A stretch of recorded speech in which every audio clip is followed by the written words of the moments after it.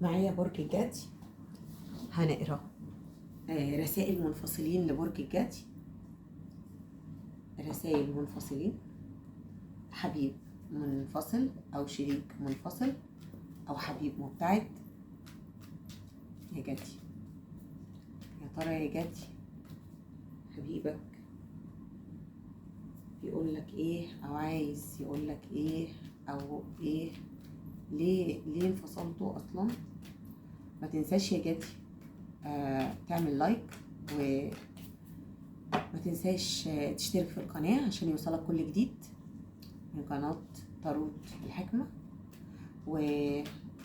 وتحط النية دلوقتي انك تستقبل الاجابات اللي قلبك عايز يستقبلها.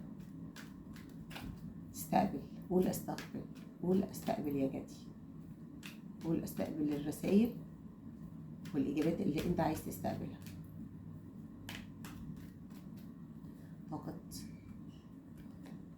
الجدي دلوقتي، طاقة الحبيب المنفصل او الشريك المبتعد، طاقة العلاقة، طاقة العلاقة،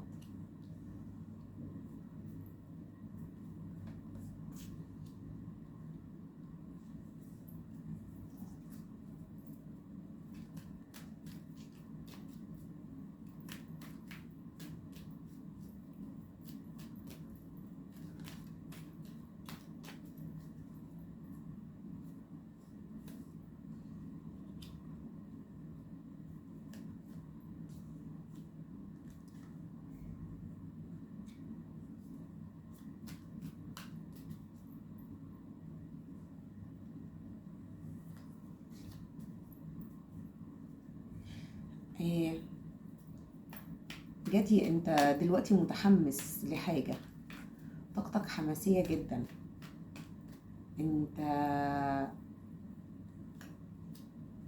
انت بتتحمس ان انت تعمل حاجات جديدة في حياتك، حاسس ان حياتك بتتغير.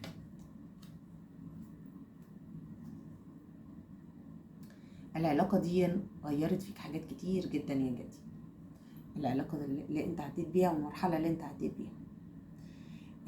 انت العلاقة دي كانت يعني كان فيها تغيرات كتيرة، وكانت جاية فيها مفاهيم كتير انت مش فاهمها ومش فاهم نفسك فيها. انت وصلت ان انت مش عارف تكمل لانك مش فاهم نفسك ولا فاهم الشخص اللي قدامك. طاقة الشخص اللي قدامك دلوقتي او شريكك المبتعد المنفصل، هو حاسس ان هو يعني ايه، بيدور على حياته، بيدور على نفسه، هو بيدور على حياته الأسرية، وممكن يكون بيفكر في جواز أو ارتباط،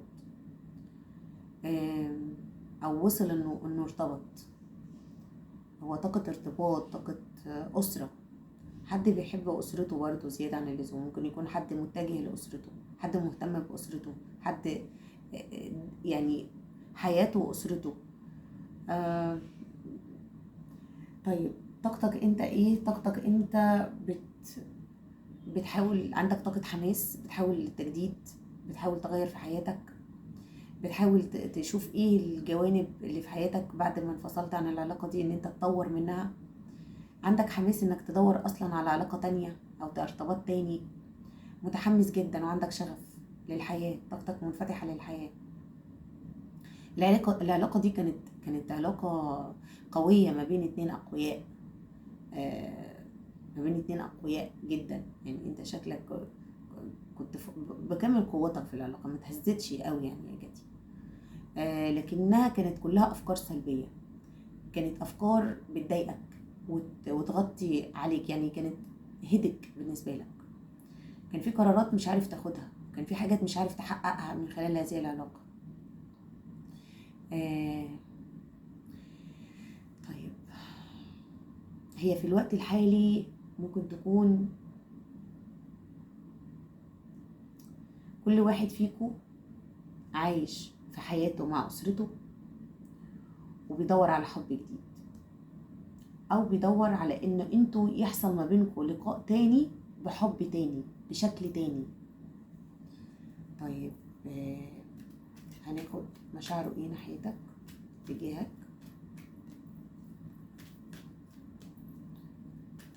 مشاعر الشريك البعيد عن البركات، الشريك المنفصل، مشاعره ايه تجاهك يا جدي؟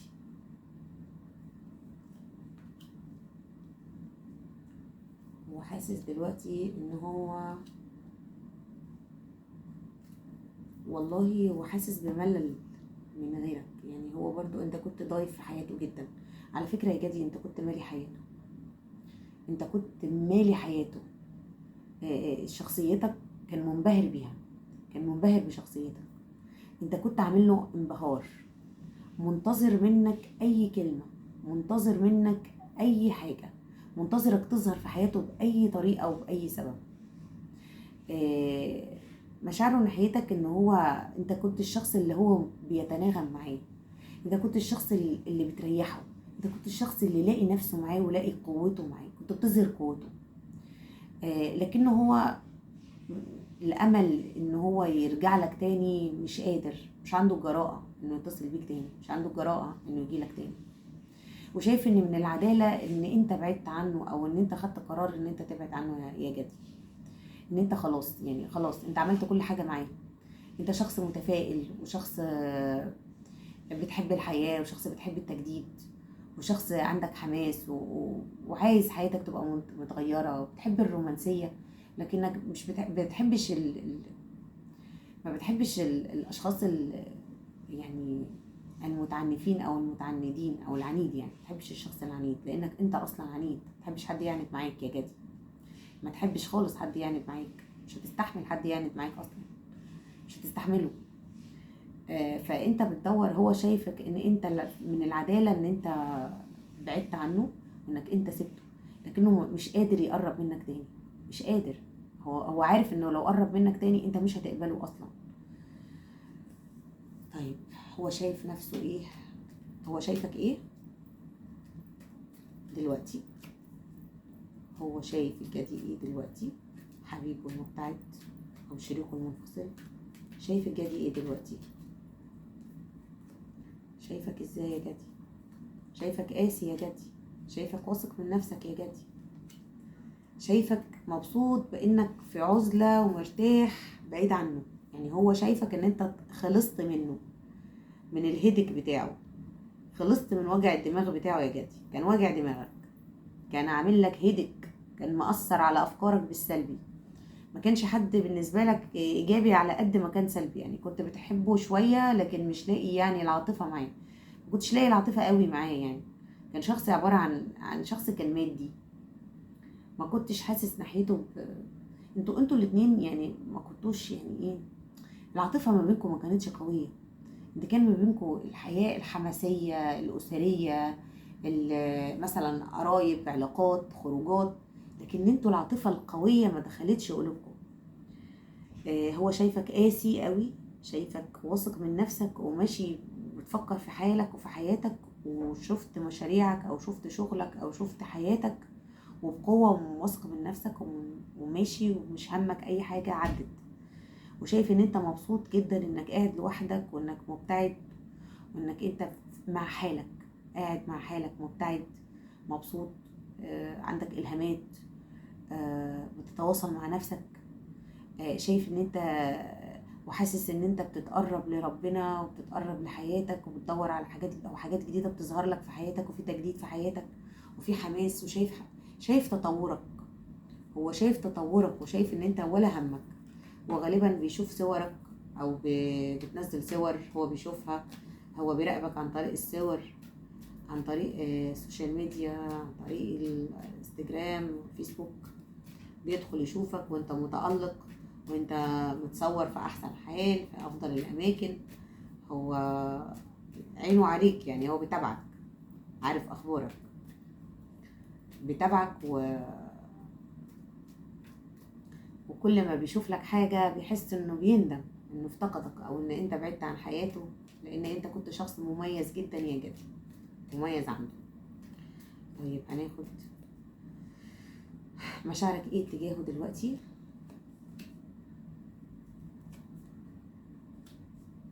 مشاعرك اتجاهه ان انت خلاص بتبعد عنه، بتبعد عن العلاقة خالص وتتخلى عن العلاقة لانها كانت مرهقة جدا جدا جدا بالنسبة لك. العلاقة كانت مرهقة بالنسبة لك يا جدي، وانت بتبعد بتمشي، واثق من نفسك، واثق ان انت لو بعدت هتلاقي افضل منه. مشاعرك كمان ان انت بتحاول بتهاجم نفسك جوه نفسك ان انت ما تفكرش فيه. يعني بتقول لنفسك جواك لا انا مش هفكر فيه، بس ساعات بحن له، ساعات بحن لكلامه، ساعات بتمنى ان انا اشوف مسج منه او رسالة، او احس ان هو على الاقل بيفكر فيا. يعني ساعات بتسأل نفسك انا نفسي اعرف هو يا ترى بيفكر فيا دلوقتي ولا مش بيفكر فيا؟ طب لسه فاكرني؟ طب لسه عايزني؟ طب فاكر ما بيننا اي حاجة حلوة ولا خلاص نسيني وبيدور على نفسه؟ انت لسه بتحنله شوية شوية، بتحن لكلامه وبتحن لحياته وبتحن بتحن له، كان على علاقة ما بينكم، بس انت مقرر، ده مقرر انك هتبعد تحت اي حاجة، انت هتبعد. انت اللي شفته من العلاقة دي وجع الدماغ والهدك كان كبير قوي عليك، انت ما بتحبش كده، لكن قلبك احيانا بيحن انه يشوف منه مسج او كلمة او حتى يعرف اخباره. طيب انت يا اما يرجع لك بحب جديد، يا اما تدور انت على حب جديد يا جدي. طيب هنشوف هل في تواصل مرة اخرى.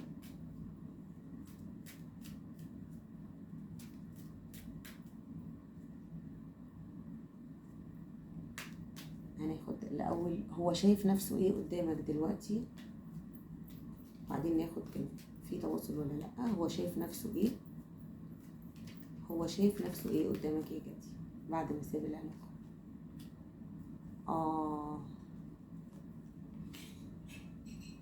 هو لسه متعلق بالعلاقة يا جدي.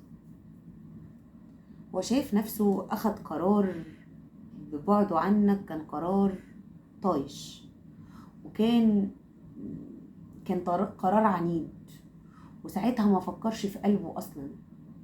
يعني هو برضو لسه بيحنلك، لسه متعلق بيك وبكلامك وبتعليقاتك وبحركاتك، ولسه بيدور عليك وبيراقبك وبيشوفك ان انت مبتعد، وبيشوفك ان انت قاسي، وبيشوفك ان انت واثق من نفسك ومش همك بعده. لسه بيراقبك يا جدي، لسه متعلق بيك يا جدي، لسه متعلق بيك، ولسه عنده امل ان يجمعكوا القدر تاني ويجمعكوا حب جديد بشكل تاني. طيب العلاقة دي فيها تواصل تاني مرة اخرى؟ هل فيها تواصل مرة اخرى هذه العلاقة؟